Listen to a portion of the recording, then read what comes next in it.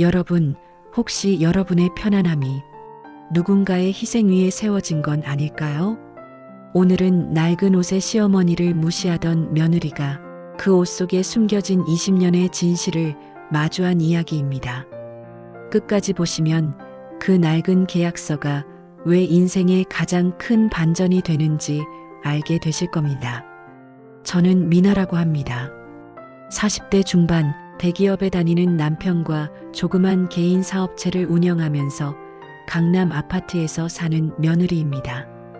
저 스스로 성공했다고 믿었죠. 하지만 하나 불편한 존재가 있었습니다. 시골에서 흙만 만지고 사는 시어머니. 옷은 늘 낡았고 말투는 촌스러웠어요. 이런 모습으로 아파트 단지에 오시면 사람들이 뭐라 생각할까? 솔직히 부끄러웠습니다. 그런데 어느 날부터 어머니가 매일 전화를 거셨습니다. 미나야, 그 계약서 좀 받아줘. 아주 중요한 거란다. 저는 그 말이 참 거슬렸습니다. 이제 와서 무슨 계약서야? 혹시 돈 문제라도? 저는 이미 어머니를 의심할 준비가 되어 있었습니다. 그날 어머니가 낡은 손수레를 끌고 집 앞에 오셨습니다. 쭈글쭈글한 봉투 하나를 제게 내밀며 말씀하셨죠. 미나야, 이게 그 계약서야. 이제 이걸로 너희 마음이 좀 편해졌으면 좋겠다. 봉투 안에는 낡은 통장과 낡은 종이 한 장의 메모가 있었습니다.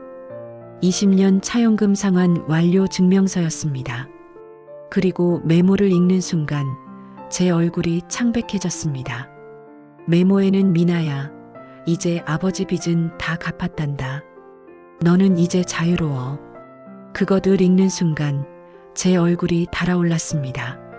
저는 소리쳤습니다. 어머니, 이게 뭐예요? 제가 어머니께 빚이 있어요? 이 낡은 종이 한 장으로 뭘 증명하겠다는 거예요? 그만 좀 하세요. 이런 구질구질한 종이로 저희 기분 상하게 하지 마세요. 그리고 그 종이를 내 손으로 찢어버렸습니다. 어머니는 아무 말 없이 그 조각들을 바라보다 조용히 눈물을 닦고 돌아서셨습니다. 그때는 몰랐습니다. 제가 찢어버린 게 한 장의 종이가 아니라 어머니의 20년이었음을. 숨겨진 진실은 얼마 지나지 않아 알게 되었습니다. 며칠 뒤 남편에게서 전화가 왔습니다. 여보, 어머니가 쓰러지셨어. 그 한마디에 심장이 멎는 것 같았습니다. 그런데 남편의 다음 말은 제 세상을 무너뜨렸습니다. 사실은 그 계약서 당신 아버지 거였어. 20년 전 아버님 사업이 망했을 때 어머니가 시골 땅을 담보로 대출을 받아서 대신 갚으셨대. 당신 아버지가 돌아가실 때까지도 그 빚을 갚지 못했지만 어머니는 당신 자존심이 상할까봐 그걸 절대 말하지 않으셨대. 그제야 깨달았습니다. 어머니의 낡은 옷은 가난의 흔적이 아니라 남의 빚을 갚느라 허리띠 졸라맨 희생의 흔적이었습니다. 제가 찢은 그 종이는 이제 친정 아버지의 모든 빚이 끝났다는 어머니의 마지막 선물이었습니다. 그런데 또 다른 숨은 진실이 있음을 깨닫는 데는 그리 시간이 오래가지 않았습니다. 병원에서 어머니는 약한 미소로 절 맞아주셨습니다. 저는 무릎을 꿇고 울며 사죄했습니다. 어머니, 죄송합니다.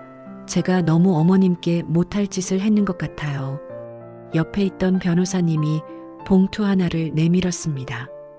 이것은 어머님께서 미리 준비하신 증여 계약서입니다.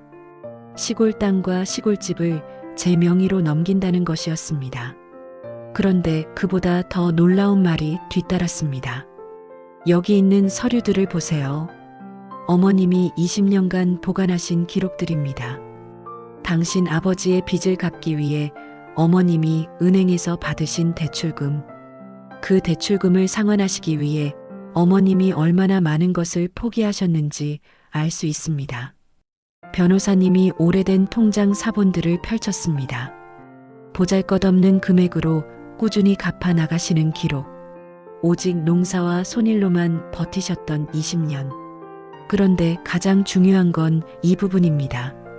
변호사님이 한 장의 메모지를 주셨습니다.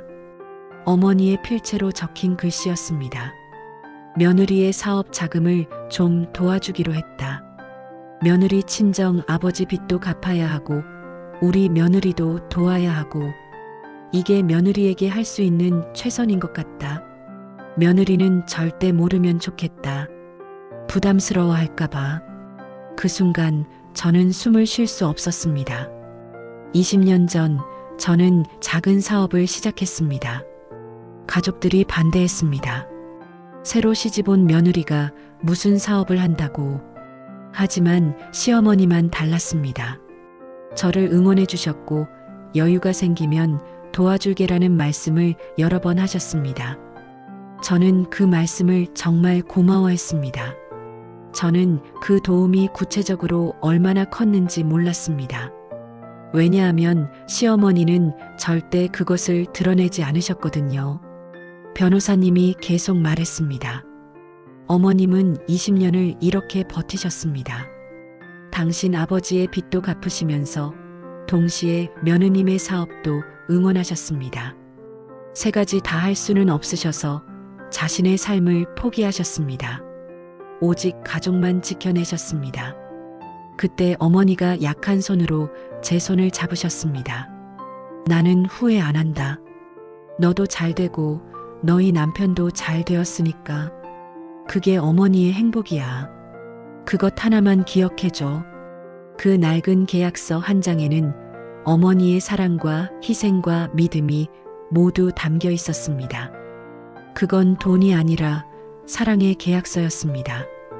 우린 종종 겉모습으로 판단합니다. 낡은 옷이면 가난, 오래된 종이면 구질구질하다고.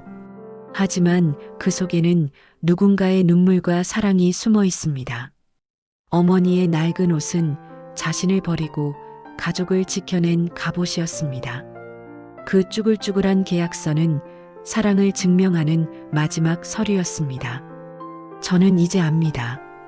진짜 부는 돈이 아니라 누군가를 위해 자신을 포기할 수 있는 마음이라는 것을.